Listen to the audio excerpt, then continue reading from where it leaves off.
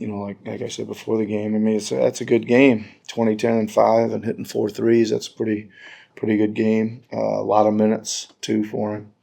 Probably a few too many. He was pretty tired out there. So, yeah, he looked good. What'd you make of Colin, just off the bench? Yeah, also very good. I think that he's going to play hard and he's going to rebound hard. Pretty good passer, got a decent feel. Just wasn't quite sure what scoring ability he had, but he obviously tipped a few in tonight. Hit a couple, little kind of half hook shots in there too, which he's going to get those against some of the rolling into the lane and stuff like that. So again, very very good. Both those guys were excellent. I would imagine those are probably career highs for both those guys. Yeah. It seems like Colin, he plays with a lot of energy. Like you see him grab a rebound, he'll look over at the bench or give a fist bump. Yep. Do you like energy. that? Yeah, great energy. He's got great energy, and he does play very, very hard. I think he got decent size and gives everything he's got. Gives everything he's got, and he's got a little rim protection in him too. I think he didn't get any blocks tonight, but he had a few in the other games and things like that. So, yeah, I think with some development, he could be a good player. Given that point of attack and just general limiting of dribble penetration has been an issue for most of the season, I guess, do you look at Adem and his ability to sort of stay back and defend the rim as more of like, this is actually like more impressive that he can do what he's doing given the challenge? Yeah, I mean, I think that the things that I've been noticing is teams are really trying to game plan to get him away from rim protection. And, we kind of just been trying to show him and alerting him for that, to just that he's got to do it no matter what. And it's even like it's a little difficult when he's playing a guy that can shoot, but we've, this scenario, we just kind of keep telling him to make sure he doesn't get pulled away, right? So he can get there. And you're right. There's some opportunities, especially from the weak side, and he's doing a excellent job of changing shots, blocking shots, making them miss, all those kind of things. Yeah. Where are the steps you've seen him take on the offensive end? Tonight he shoots 8 for 9. This kind of seems like he's gotten a softer touch around the rim as the season has continued to progress. Yeah, his finishing has gotten much better, right? I think he's figuring out a way to. I mean, first of all, he's super quick sometimes just to dunk those in. Touches his hands and he's dunking them straight down. But he's moving it around just enough too. Like he's going in there and in the air, he'll move it around the arm or whatever that's in his path to find a clear path to get it in there. And you're right, his touch has been very good too. I was talking to Jared Butler pregame about what he feels like his biggest strengths are. He mentioned his adaptability. What have you seen when it comes to his ability, willingness to adjust to whatever cast of players might be around? Well, I think, again, I say this a lot about somebody in his position or Jeff's or whatever. Like, first and foremost, they got to organize the team and run the team and lead the team, right? I think that's important for that position. And he's got very good spirit in that sense. And he can shoot, right? I think he can shoot the 3 ball. And I would say that mostly he doesn't need to hunt them down. He needs to kind of wait for the rhythm ones to come to him. And then he's, I think, making good decisions. So run the offense, wait for the rhythm threes. And then obviously you got to defend your position, right? That's the biggest thing. Adem came here with a reputation as he's mostly a play finisher on offense, right? Like above the rim, go up, dunks, layups. Mm-hmm. But we've seen more of that one dribble move or attacking guy out the dribble. I guess how do you think you guys got him to a point where he feels comfortable and confident making those things? Yeah, I mean, I think listen, he's worked very, very hard, right? I mean, the amount of reps and time and minutes he's put in doing all those drills to improve his skill has been a big factor for that, right? He really, our player development coaches have put him through a lot, and he's a great motor, as you can see. And that, I always say, like, having a great motor is important day after day after day so that you can do the work to get better, right? And he's got one of those motors where he just doesn't come in and say, oh, I'm too tired to work today. Like he always finds a switch to flip to get into work mode, and I think he's just put in a lot of time. Yeah, Was that clear Last one, off the guys. bat with him when you guys got him last? pretty clear. I mean, I think he's a great kid, right? Obviously, great personality. Very, very athletic, and I again keep saying that the energy thing is one of his calling cards, right? I think he's done a pretty good job. I can't. Early in the season, I could go back and think of some games where it just didn't seem like he had it, but not for a while, right? Not for a while, and that's what we've been asking him to do: is make sure his mind and his body are ready, and that he can give a tremendous effort and use all that athleticism night in and night out.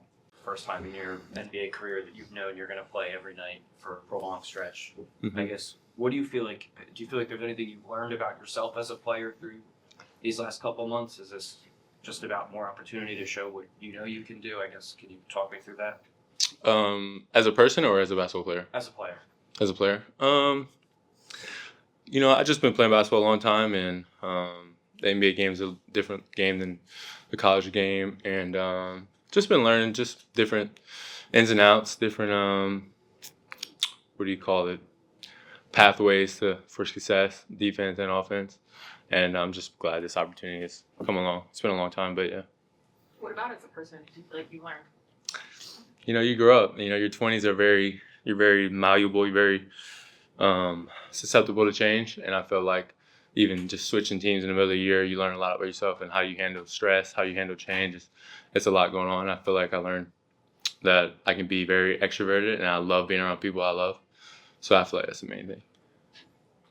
Seems like you've been more comfortable on the court, and I'm sure just the time and getting used to everything. But how much of that is just getting used to the guys that you've been around now for even though it's been kind of shuffling in and out there? Yeah. The hard part is you just kind of have to wait. You just got to give it time. And that's like a hard thing as a basketball player because you want it to be perfect. You want it to be just right. You want to know everybody's name, and just have a comfortability with all the people in the building. But I just had to give it time a little bit to just feel more comfortable, and it's a hard part, but also rewarding in the end.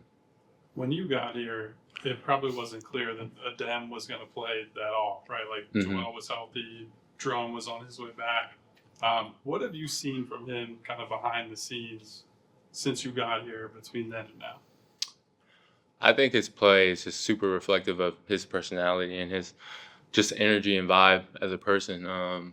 Just super energetic, and you're just like, man, how'd you run so fast? How'd you jump so high? And it's like, yeah, that's his energy. That's just like who he is off the court, and that's what I've been seeing behind the scenes. And you've combined with him for a while because naturally, point guard center type of relationship. I guess how has he made your life easier on both ends of the floor? Oh, I feel like, I don't know. I love throwing lobs, and I love seeing him get an easy dunk. And it's like, for me, it's like, oh, that's an easy one, and I think our connection is you just got to give him more time, and it's gonna be a little bit better. But it's been great to see him grow. And as a rookie, that's hard to do. Yeah. Marcus got going from 3, especially in the first half. Just what did you kind of see unlock for him? We was literally on the bench before he made I think his first one. He's like, man, I never shot this bad in my career. I was like, yeah. I was like, man. And I was like, just don't think about it. So I can just give me credit for all the shots he made. But no, he's a great player. I love his demeanor, his just like willingness to play and be unselfish, and I think he's been great.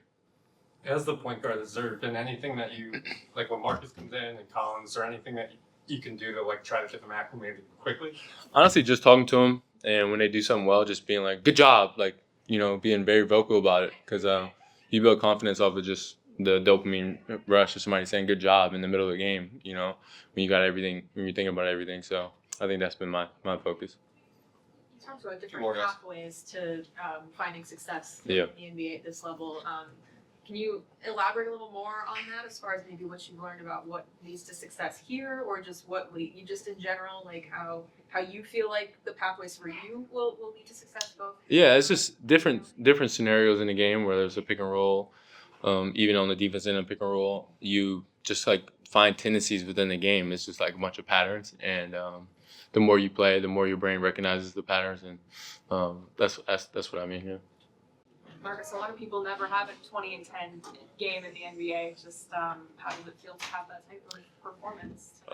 It feels good. Finally made some shots tonight. So, yeah, I'm just grateful for the opportunity. Obviously, it's a dream to be out here no matter what stats I have, just to be out there playing. It's a dream come true. So, just thankful for the opportunity for sure. Yeah, you just mentioned finally get some shots at the ball. Before tonight, I think you were going for 21 for 3, and tonight you finally get 4 of them to drop, I guess.